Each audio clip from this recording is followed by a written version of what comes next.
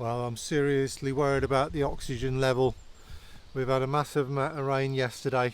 You can see the colour of the lake is just awful. There's a brown streak of mud running down the road, so we've had a huge amount of runoff from the fields. The level's up. The sluices are running full chat at the moment, and yeah, so I've just rowed out to the lake. We've got, obviously, you know, we've got guests on at the moment. They're trying to catch fish, and yeah, it could be really odd. This can absolutely kill their chances of any more captures for the rest of the week. So I'm going to pluck the courage up now. I'm going to turn the oxygen probe on and see what the number is, because if this number is not good, then we could see fish deaths within a couple of days. Okay, I think I can start to breathe again. So 7 mgls, that's good enough for trout. I'm really quite surprised by that reading, considering the colour. In years gone by, I've seen this colour and it's been, 2. The magic figure for carp is 2.5 milligrams. Below 2.5 milligrams, carp are going to die. Even at 2.5 milligrams, old carp can die, but just because they get too stressed, they just can't take it. When I see a number, below 4 milligrams, I put the aerators on max and leave them running for as long as it takes to recover the oxygen level. But I think we've dodged a bullet. I'm probably going to come back tomorrow just to make sure that it's not going to fall off a cliff, because while it's okay at the moment, these things can take time to have an impact, and we're safe for the minute, but yeah, tricky time of year. Can be very bad for a fishery. That's a lot of water coming in there. We take runoff from the lake over the road, and yeah, it's really coming in. Absolute chocolate brown it is.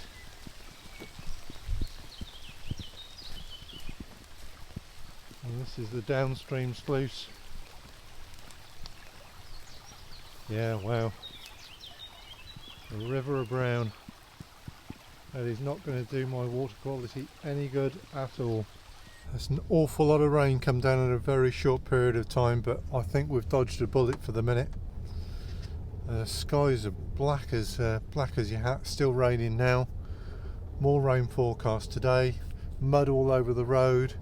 The rain has gouged out a groove in my gravel. We've got tractors on the road and everything. Yeah, they're trying to clean up the mess. I noticed the level at Bow. It's high, but it was 15, maybe 20 centimetres higher overnight at the worst worst case. It wasn't high enough to breach, but close, very close to actually going over parts of the lake that it shouldn't.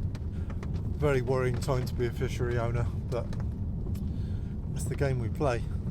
So why is all this rain really bad potentially for the oxygen level?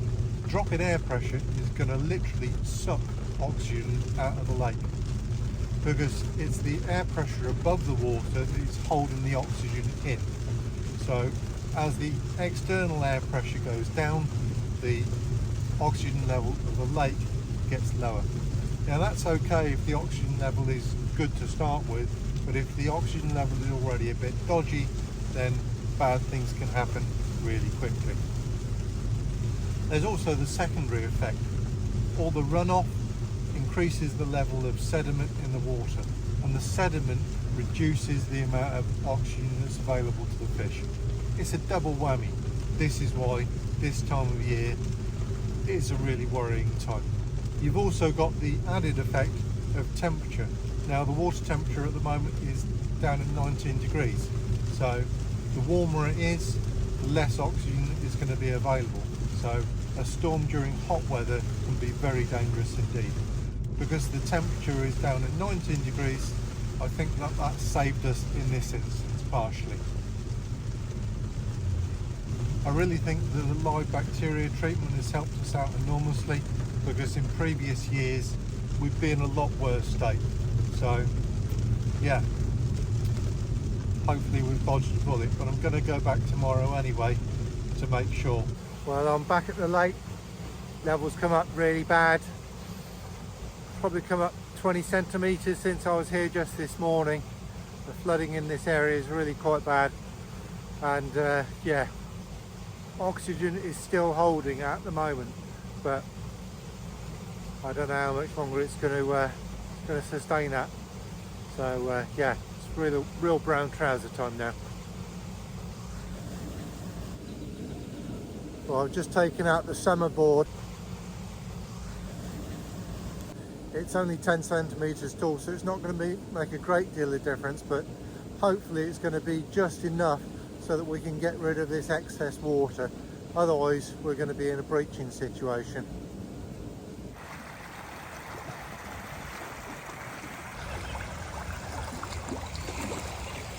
June can be a very tricky time to be a fishery manager. You've got all sorts of things culminating which are going to put the fish at risk. As the temperature builds, the fish are triggered into spawning at various different points, anytime from end of April to mid-June. We've had 3 separate spawning events this year. We're mid-June now, so we're very much in a post-spawning phase, and the fish are in recovery. They need time to recover. Unfortunately, at the moment they're not getting that rest that they need. We've had a lot of thunderstorms come through, huge amount of rain. One of the local villages just 10 kilometres away from the lake had 20 centimetres of rain in 48 hours. That's 2 months of rain. We only got a fraction of that, but even so, the level is really high. At the same time, with the temperature increase, the algae, the green algae especially, will say whoopee-doo and really start to multiply. We've got this plan this year to reduce that, and when we get a build-up of heat, the thunderstorms start, and those thunderstorms can literally kill the algae in a matter of hours. You get a cascade of event. You get the drop in air pressure, or as the air pressure falls, it literally sucks the oxygen out of the water.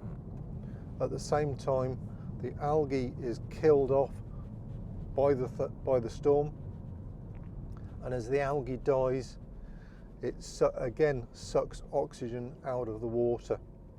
With the increase in water temperatures, the oxygen is already at a depleted state anyway, so you get all of these things combined. Elevated algae levels, elevated temperature, a sudden storm coming in, killing off the algae, and it all combines to a potentially catastrophic event for any fishery.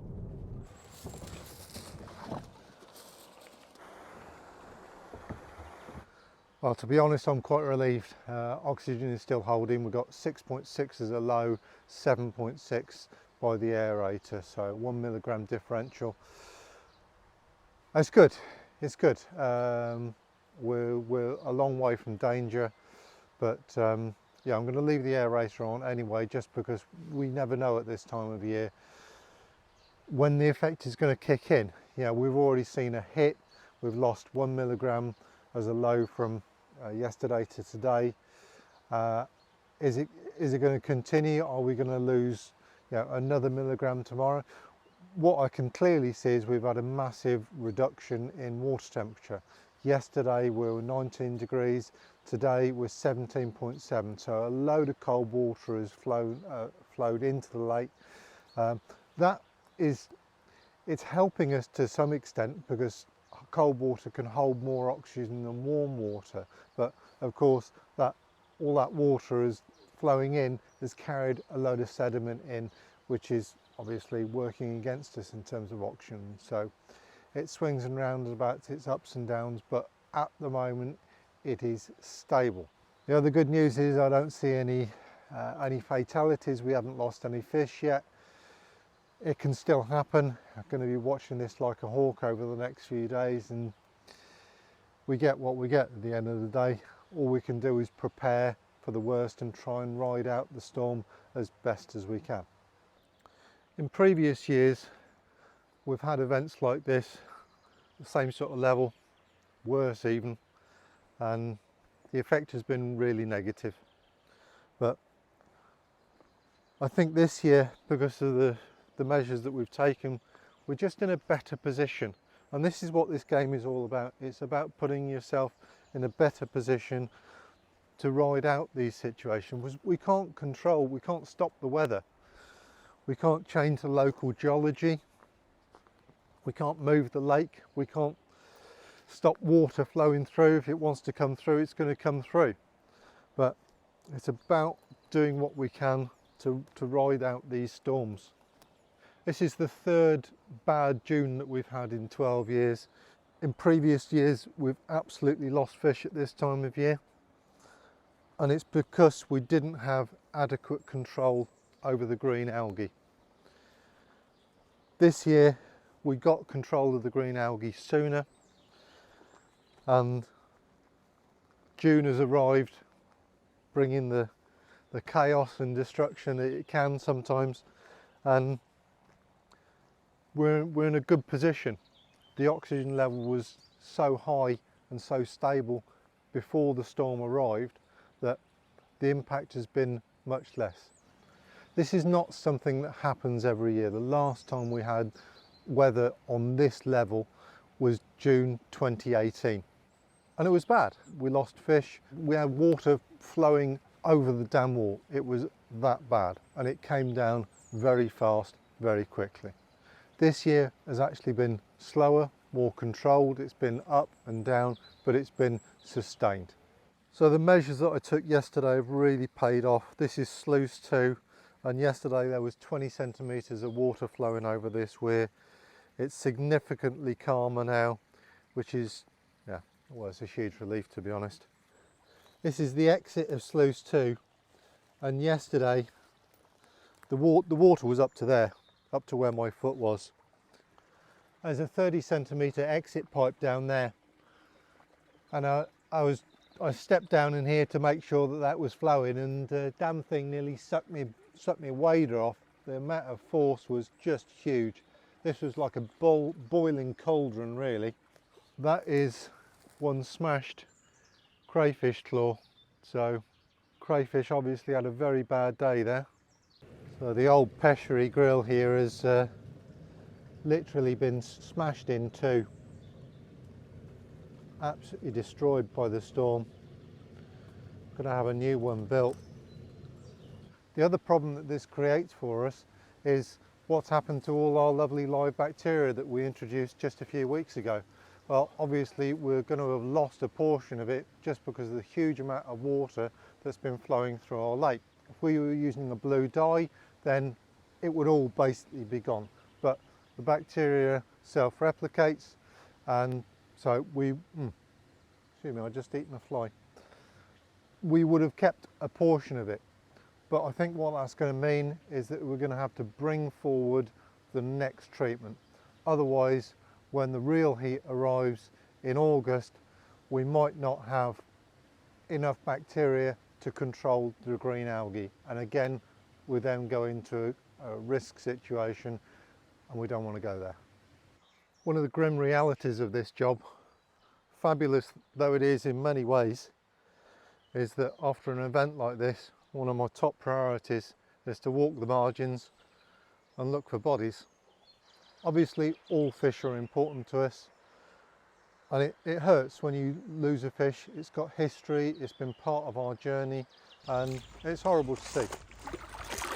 And he's off. Underway.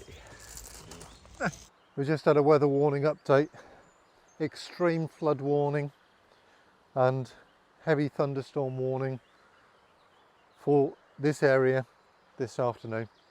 Another 9-10 millimetres of rain forecast, and we're not out of the woods.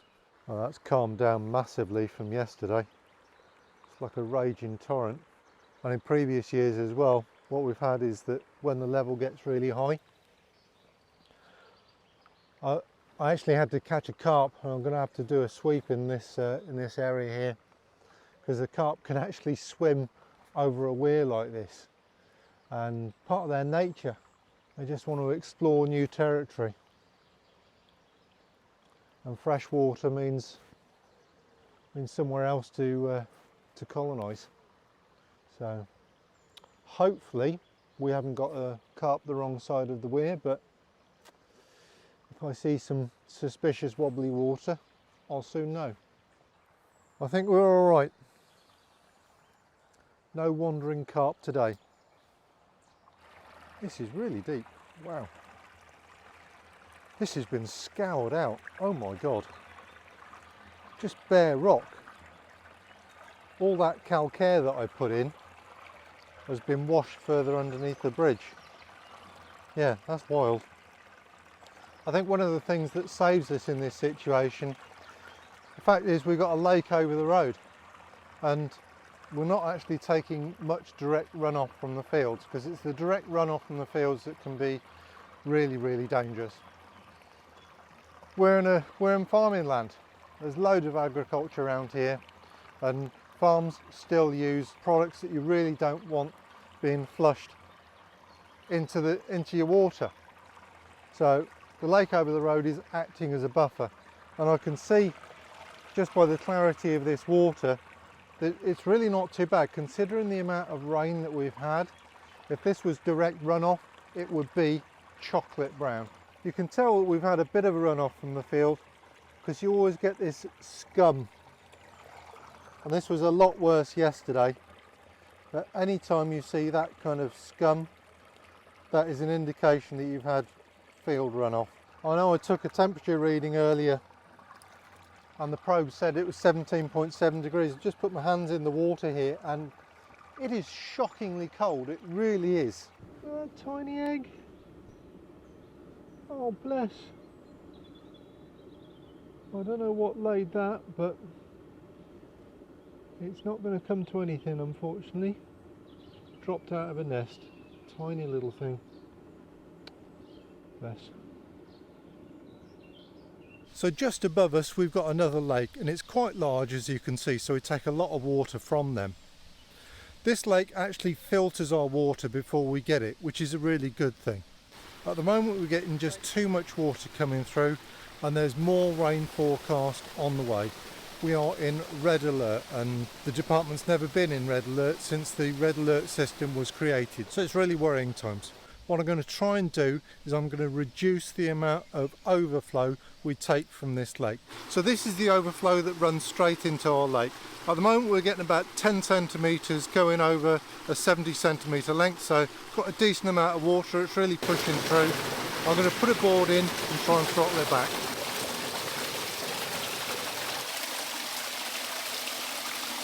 Well, that's made a massive difference to the amount of water going over there. I actually asked the local authority to look after this lake, because in times gone past we've had not enough rain, and now of course I've got too much flow. What's going to happen is that further on down here there's another sluice, and I'm hoping that that sluice is going to take the bulk of the flow.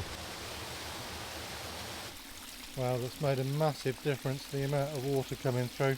In hindsight, of course, when it was getting really bad yesterday, I think I should have implemented that board plan then, but I didn't have the right materials or the right tools. So yeah, hindsight's a wonderful thing, but next time I think preemptive measures, and I could have stopped a lot of water coming through.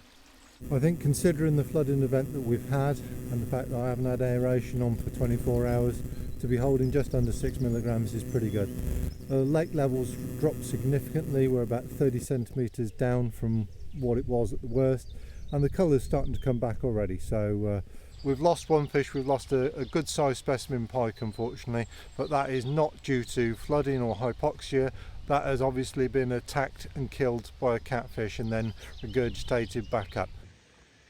Absolutely sure signs that all is well with the carp. We've got feeding fish up in the corner here. They absolutely love it up here. Oh yeah, actively fizzing away. Yeah, I'm seeing 1, 2, 3, 4, 5, 6, 7 patches of active feeding fish. They're having a lovely time. So is rain good for carp fishing? Surely rain brings more oxygen to the lake. Well, it's not a simple answer. It's not a yes or a no. I know many anglers are going to tell you that low pressure is a great time to go fishing and you're going to catch more because the rain is going to oxygenate the water. And it's this oxygen is going to send the carp into a real feeding frenzy. And while it's true that the carp can feed more during periods of rain, it's not because the oxygen goes up, it's because the oxygen goes down. And it also depends whether the water is warm or cold to start with. So what is actually happening when it rains? On the one hand, raindrops do transfer a very small amount of oxygen as they impact the surface of a lake. But when it rains, the air pressure drops, and a drop in air pressure has a big negative effect on the oxygen level of the lake. You can think of air pressure as a weight pressing down on the surface of the water. And as the air pressure drops, that weight becomes less. So there's less force of the air pressing the oxygen, holding the oxygen in the water. As that weight reduces, oxygen is literally sucked out of the lake and the oxygen level falls. Now during the winter or the early spring, the oxygen levels are naturally going to be high, so a drop in oxygen level is not a problem. But warm water holds less oxygen than colder water, so in the summer a further drop in oxygen can be a real problem. During a summer storm with elevated water temperatures, if we get a big low pressure system come along, the oxygen level is already low and the drop in air pressure simply makes it lower. And when the oxygen level gets to a certain point, the carp will simply stop feeding. Oxygen is a fuel that carp use just like we use to digest their food. And without enough oxygen, they can't digest their food. So they're gonna stop eating. They're just gonna switch off. In the worst case scenario, if the oxygen level continues to fall, you'll get into the hypoxia zone, and that's a lack of oxygen. And in the worst case scenario, the carp are going to die. So why will sometimes a lake fish better when it rains? The drop in air pressure, it affects all of the living organisms within the water. And lots of those little creatures, such as bloodworm, live in the silt. And there's an oxygen level in the silt. So what we're seeing during periods of heavy rain is a drop in air pressure, which causes a corresponding drop in oxygen level, which reduces the level of oxygen in the silt, and the bloodworm simply have to move up in the silt. The carp know this, they can recognise these changes, and they know the higher up the bloodworm are in the silt, the easier they are to eat. And carp are lazy, they want an easy meal. So it's those times that trigger them into making the most of these easy meals, and they are going to drop down and feed really hard. And if the carp are feeding enthusiastically on the bottom, on naturals, and if you're fishing on the bottom with a nice grubbing mix and you've got a good rig in there, you are far more likely to catch them because you're doing the right thing at the right time in the right place. So does rain make the fishing better? Well, yes, it does, as long as the oxygen level is good enough to start with. Because if that oxygen level drops too low, then the carp are going to stop eating, shut down, and they can be very hard, if not impossible, to catch. If you've got a session planned this summer and there's a storm on the way, then unfortunately the fishing might be a lot harder than you'd hoped for, because the drop in air pressure is going to literally suck the oxygen out of the lake. The first thing to do is to ask the bailiff what the oxygen level is. Most fisheries carry oxygen monitoring equipment, and during stormy weather they should be monitoring levels constantly anyway. I believe that knowledge is power, and the more we know about the fishing conditions, the better the decisions we can make.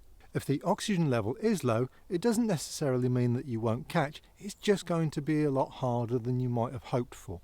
To maximise your chances, look for any inlet streams that are introducing fresh water into the lake. Shallow water holds more oxygen than deeper water. I'd also look for any running aerators, splash aerators are best, or even just a fountain. All of these areas will be natural holding areas for carp when the oxygen is low. If the oxygen level is low, then keep the amount of bait you use to an absolute minimum. Any bait that's not eaten by the fish will simply rot on the bottom, and that rotting bait will suck yet more oxygen out of the water, and that is the last thing the carp need. A great strategy is to start off by setting some small traps and then move these traps about until you get a bite. If you do get a bite, then you can just repeat again, and if you get another bite, then you can start thinking about introducing some more bait, because a feeding carp is a healthy carp. Carp are only catchable if they're hungry, and if the oxygen levels are low, then they absolutely will not be eating anything. So we've definitely made progress this year controlling the green algae, but it doesn't mean that it's all plain sailing in this game.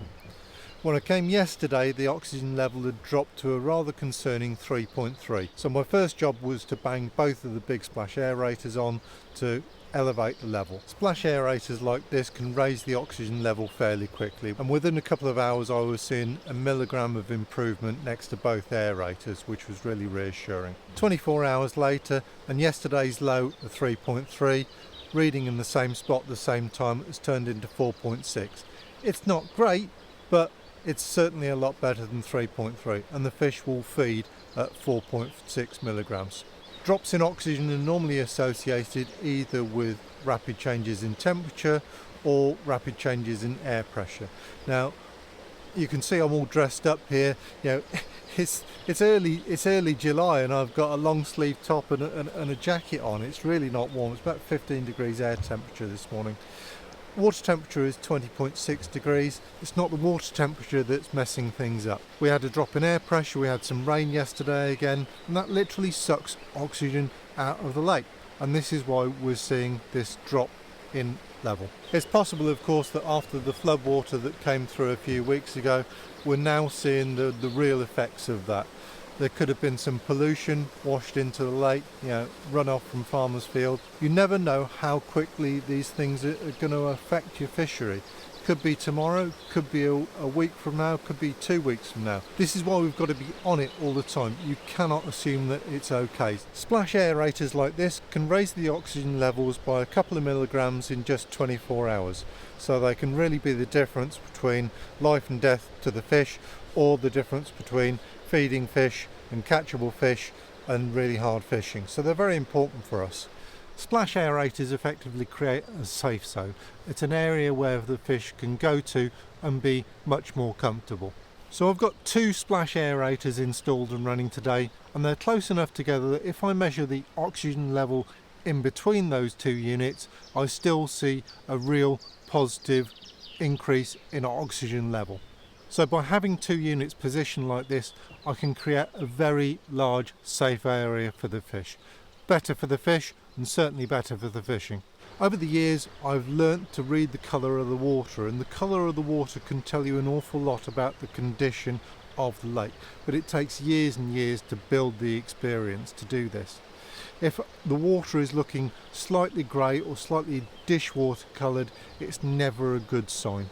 Healthy water should be bright and sparkling, relatively clear. It could be slightly brown, it could be slightly green, but it's that sparkle that I'm looking for. If it looks dull and discoloured, then it's generally speaking not a good sign. I've always associated periods of hot weather with low oxygen, but what I've learnt this year is that that's not always necessarily the case. Even when the water temperature is really quite mild for this time of year, the oxygen levels can still not be where I need them to be. So I've got to be really vigilant. I cannot take my eye off the ball for a second at this time of year. A surefire indicator of poor oxygen levels is simply lack of fish activity. If the fish move out of one area and all go down the shallows, for example, that's a clear indication that we've got an oxygen low in the deeper water and they've moved down to the shallows where there's naturally more oxygen available anyway. And with the 2 aerator units running flat out as they are at the moment, then we've got a large area of safe water for them to go to, and the fish are going to be very happy and safe down there.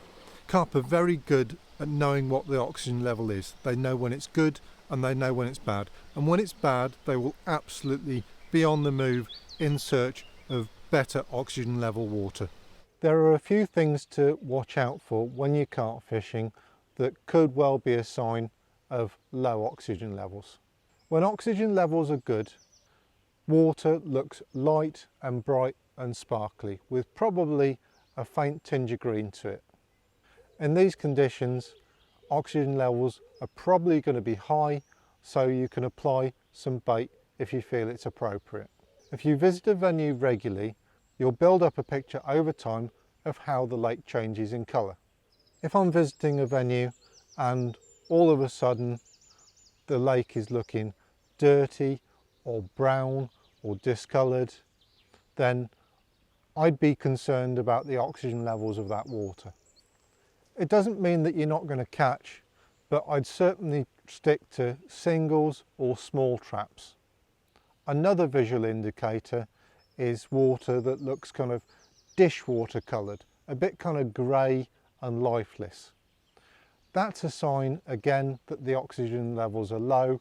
If the fish have visibly slowed down in activity, no jumps, no shows, no fizzing, then don't pile a load of bait in hoping to reinvigorate them and draw them back into your swim, because it's not going to happen. As the oxygen level drops, not only do the fish stop eating, but they stop moving. They're just not going to be very mobile. But when the oxygen level comes back, the fish will start to move, they will start eating again. But it's very difficult to know when this moment is going to be. It could be a couple of days, it could be a week. We've been experimenting with some new tricks this year in order to combat the ever-present levels of green algae. If you want to learn more about what we've done, click on this link.